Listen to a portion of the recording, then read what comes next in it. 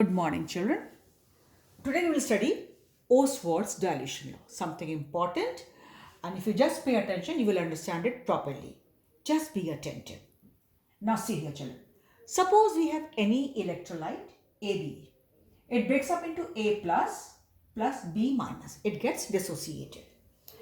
So, as we have been writing every time, suppose initially I took 1 mole. So, it will be 0. Now, suppose I was given alpha, the degree of dissociation, okay, which is often given us to us, almost every time given to us in percentage. Say alpha was 40%. So alpha is 40 by 100. So this means it was 40 out of 100. So for 1 it will be 40 upon 100, that is 0.4. So this is alpha given to you, degree of dissociation, etc. As per the equation, it will be given to you. So here, suppose at equilibrium, when reaction has approached equilibrium, so at that point of time, A plus is alpha, B minus is alpha. So AB left will be 1 minus alpha. Clear? Say alpha was 0.4, so it will be 0.4, 0.4, and this will be 1 minus 0.4. Hope you understood. Now, children. So I just took alpha to get the formula. Now, children, some of you have the doubts that how to use this value for calculation if it is not 1 mole. Suppose I gave you 3 moles of AB were taken in a vessel. 5 moles were taken, 10 moles were taken, 0.5 moles were taken. What all is given? 2, 10, 15, 20, 30, 50, whatever. Right? So what you do, you multiply the whole equation by C. Simple. You get the value for C moles. Here you need not disturb. If they have not given you any number of moles, so on your own you take first 1 mole, right? And go by that. If it is not the stoichiometric thing there, so just go by 1 mole. Simplest for calculation. And then multiply the whole equation by C number of moles. It can be 0.5 mole, it can be 1.5 mole, it can be 3 moles, it can be 10 moles, whatever. You multiply whole. So it will be C into 1 minus alpha. This will be C alpha, this will be C alpha. Now if I go for calculation of K, we always know P upon R. Here P is A plus B minus upon AB. So see here, C alpha, C alpha. What is C? Molar concentration. C is the concentration in moles per liter. So simply it is the calculation, simple given to you, already given to you. Moles per liter. C alpha upon C into 1 minus alpha. From here. Now children, in case of weak electrolyte, alpha is very small. Therefore, 1 minus alpha, which is here, can be taken as 1. So this is C alpha upon C, because this is taken as 1. Now, so 1C gets cancelled, 1 minus alpha is taken as 1 only, already here. So this is what C got cancelled. K is equal to C, 1C will be left here, C alpha square. Or say alpha is equal to under root K by C. Now you might think, why it is taken as 1 minus alpha for 1? Now children, and why we have come down to weak electrolytes? Now, children, suppose I take strong electrolyte. So what will happen? A plus will be there, B minus will be there, but AB, its concentration left at equilibrium. You know what will be there, children? Strong electrolytes ionize almost completely.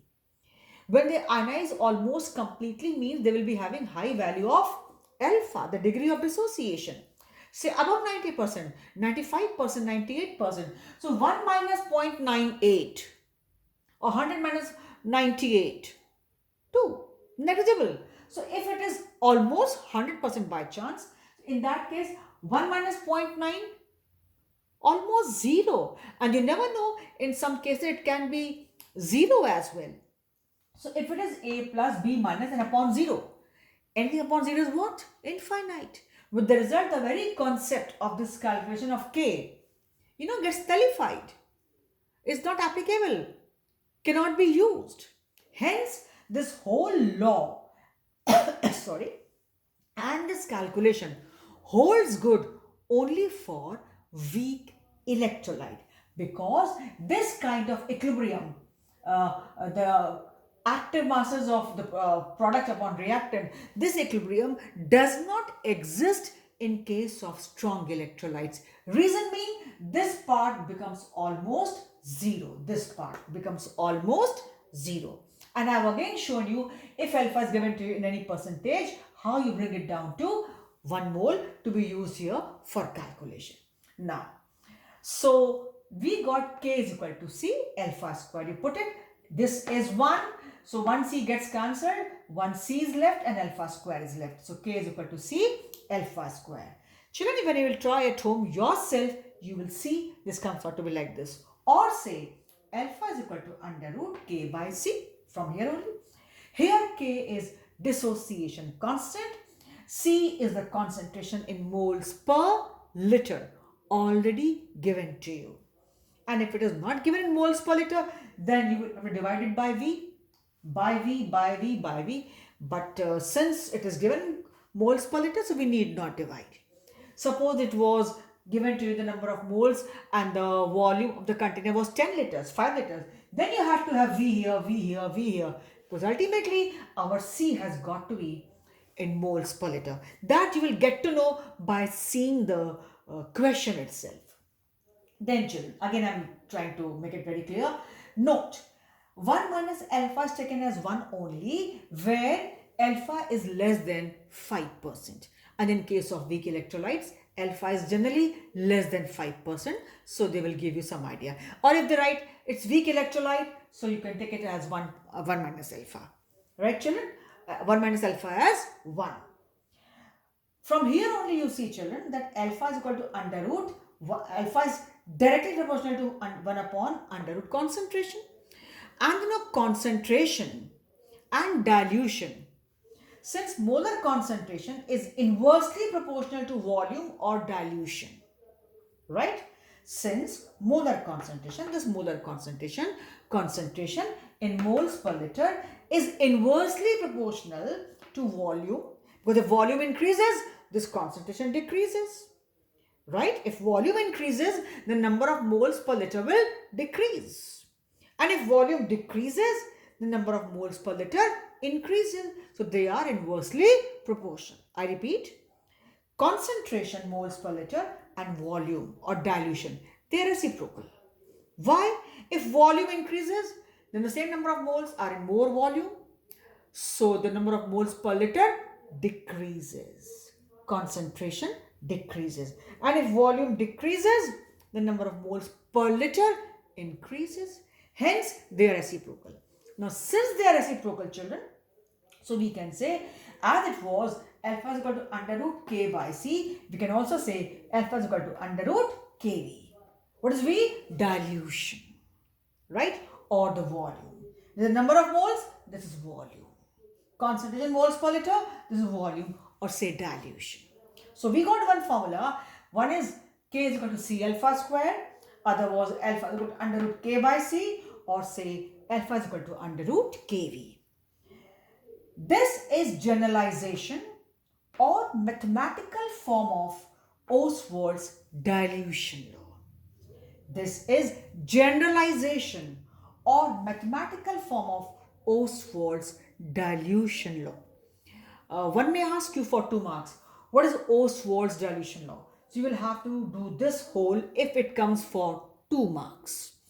If it is just for 1 mark, then you will have to just state the law. Ostwald's dilution law you will have to state. So statement I will do in my next video. Right now you have seen what is Ostwald's dilution law, how it has been derived, and how we reached a point that K is equal to C alpha square. You have to show this thing. Then you have to show alpha is equal to under root K by C, or alpha is equal to under root KV. These 3 forms you have to reach this way, and then you have to write this is the generalization or mathematical form of Ostwald's dilution law.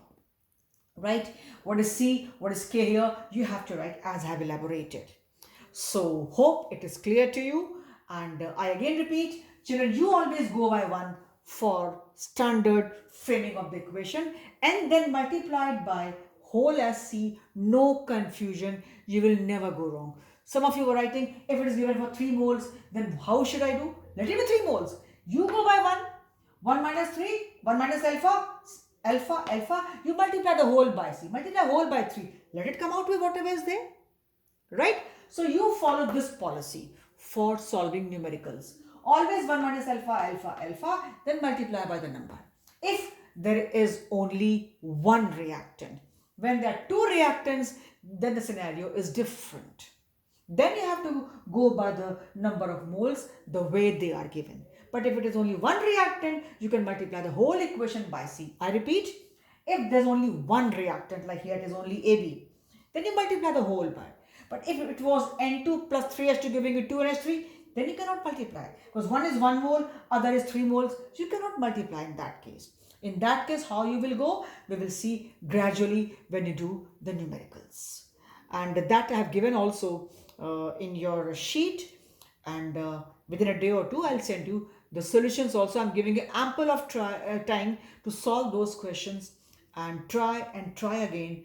Struggle a bit, they are not tough, but go by logics. Then after a day or two I will send you the solution, but not immediately.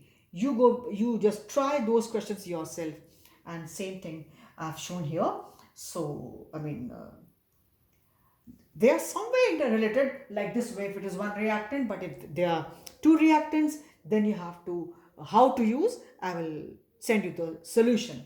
So this is how, this I'm explaining you this point. If one reactant, go this way. If there are two reactants, then go by stoichiometric coefficients, right? As I've shown you in the equation, like N2 plus 3H2 gives you 2NH3. Don't forget that, right? So go that way. So this is all for this video.